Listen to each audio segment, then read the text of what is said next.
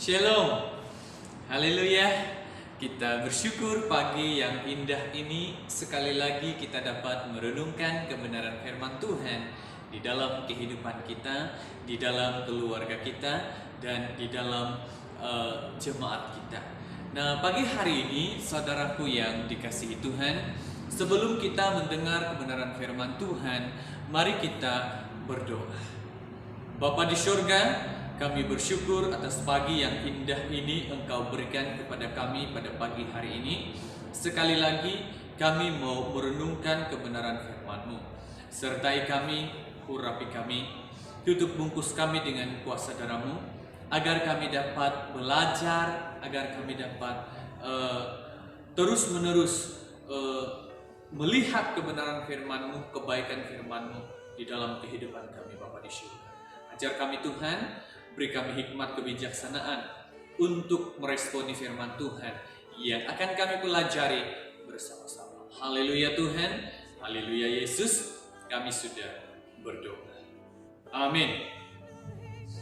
Saudaraku yang dikasihi Tuhan, pagi hari ini saya senang sekali mengajak kita melihat kebenaran firman Tuhan yang cukup sederhana di dalam Markus 10 ayat yang ke-42 sampai kepada ayat yang ke-45. Firman Tuhan berkata kepada kita, tetapi Yesus memanggil mereka lalu berkata, kamu tahu bahwa mereka yang disebut pemerintah bangsa-bangsa memerintah rakyatnya dengan tangan besi, dan pembesar-pembesarnya menjalankan kuasanya dengan keras atas mereka. Tidaklah demikian di antara kamu. Barang siapa ingin menjadi besar di antara kamu, hendaklah ia menjadi pelayanmu. Dan barang siapa ingin menjadi yang terkemuka di antara kamu, hendaklah ia menjadi hamba untuk semuanya. Karena Anak Manusia juga datang bukan untuk dilayani, melainkan untuk melayani, untuk memberikan nyawanya menjadi tebusan bagi banyak orang. Saudaraku yang dikasihi Tuhan, di dalam kehidupan kita sebagai pelayan-pelayan Tuhan, sebagai anak-anak Tuhan, kehidupan kita seharusnya berbeza dengan pemimpin dunia, ya, di mana pemimpin Kristen berbeza dengan pemimpin dunia hari ini. Nah, menjadi pemimpin tentu saja sangat berbeza dengan menjadi seorang pelayan Tuhan. Sebahagian gereja mungkin sangat mudah ya mempercayakan jemaat baru untuk terlibat di dalam pelayanan mereka.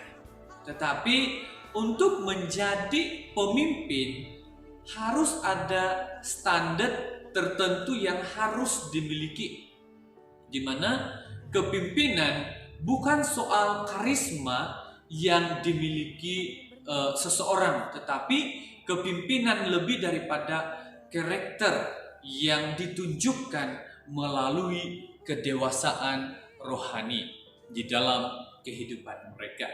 Nah, di mana seorang pemimpin Kristen itu memiliki motivasi, ya, motivasi seorang pemimpin rohani berdasarkan motivasi Kristen atau Kristus di dalam kehidupannya, di mana seorang pemimpin Kristen itu ia meninggalkan kepentingan dirinya dan motivasi untuk kepentingan orang lain dan kemuliaan Tuhan di dalam kehidupannya. Dia begitu memotivasi hidupnya untuk kemuliaan nama Tuhan. Dia meninggalkan kepentingan pribadinya demi karena pelayanan yang Tuhan berikan kepada dia. Manakala sebagai seorang pemimpin dunia pada umumnya berdasarkan kekuatan manusia dan bertujuan untuk meraih keuntungan pribadi sendiri di dalam kehidupannya. Selalu ingin menonjolkan kehidupannya supaya dia yang terbaik. ya. Tetapi di dalam Markus 10 ayat yang ke-42 kita dapat melihat, tetapi Yesus memanggil mereka lalu berkata, "Kamu tahu bahwa mereka disebut pemerintah bangsa-bangsa, memerintah rakyatnya dengan tangan besi, dan pembesar-pembesarnya menjalankan kuasa dengan keras atas mereka." Itulah mereka yang menjadi atau seorang pemimpin dunia yang selalu ingin dilihat ya sebagai seorang pemimpin, tetapi kepemimpinan mereka itu sangatlah tidak berkenan kepada Tuhan.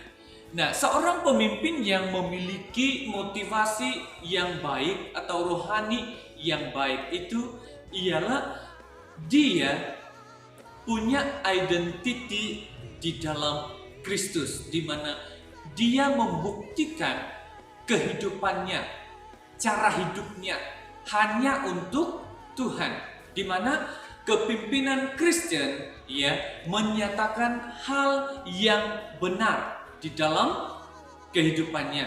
Dia juga menyatakan diri Yesus Kristus adalah hal yang luar biasa dan hal yang benar di dalam pribadinya, di mana Yesus sangat tegas ya menyatakan siapa dirinya, dari mana asalnya. Ya. Itu adalah identitinya Kristus yang harus ada di dalam kehidupan kita sebagai seorang pemimpin rohani yang dewasa di dalam Kristus. Nah, berbeda dengan para pemimpin dunia yang mana mereka cenderung membuktikan diri dengan hal-hal yang baik-baik saja ya, dan menyembunyikan hal-hal yang tidak baik yang ada pada diri mereka.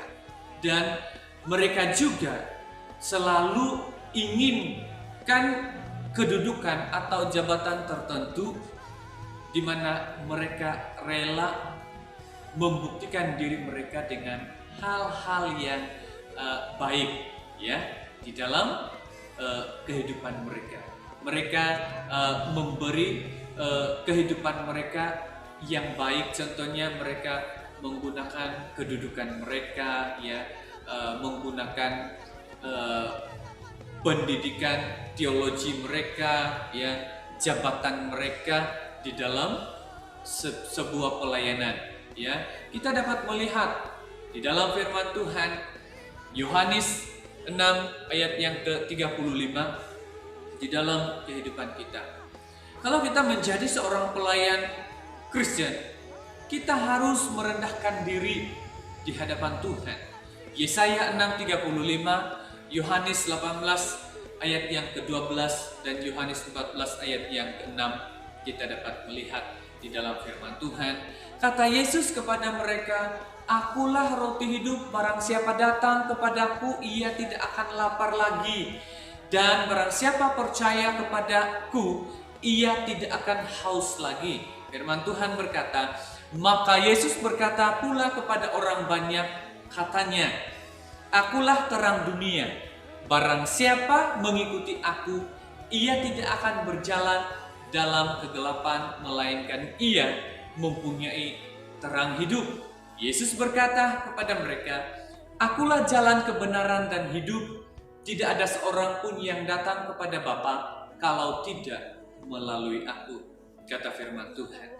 Jadi menjadi seorang pemimpin yang dewasa rohani harus memiliki motivasi dan identiti diri ini adalah hanya untuk Tuhan di dalam setiap kehidupan kita. Saudaraku yang dikasihi Tuhan, marilah kita sama-sama menjadi seorang pemimpin yang takut akan Tuhan di dalam kehidupan kita dan tidak mengandalkan kepada pengertian kita sendiri. Haleluya, firman Tuhan hanya sampai di sini. Tuhan memberkati. Mari kita berdoa. Terima kasih Tuhan, terima kasih Yesus. Kami bersyukur atas kebaikan-Mu di dalam kehidupan kami. di mana Engkau mengajar kami untuk hidup menjadi pemimpin yang dewasa. Kami harus memiliki motivasi hidup dari Allah, dan kami harus memiliki identiti pribadi kami seperti Tuhan yang menjelaskan Engkau Allah dan Engkau Tuhan Juru Selamat pribadi setiap manusia yang percaya kepadamu. Terima kasih Tuhan atas firman-Mu yang begitu baik, yang begitu sempurna di dalam kehidupan kami, mengajar kami menjadi seorang pemimpin rohani yang tetap setia, yang tetap taat, dan mengandalkan Kristus di dalam kehidupan kami. Ya Bapa di surga. Haleluya Tuhan, haleluya Yesus, kami sudah berdoa. Amin.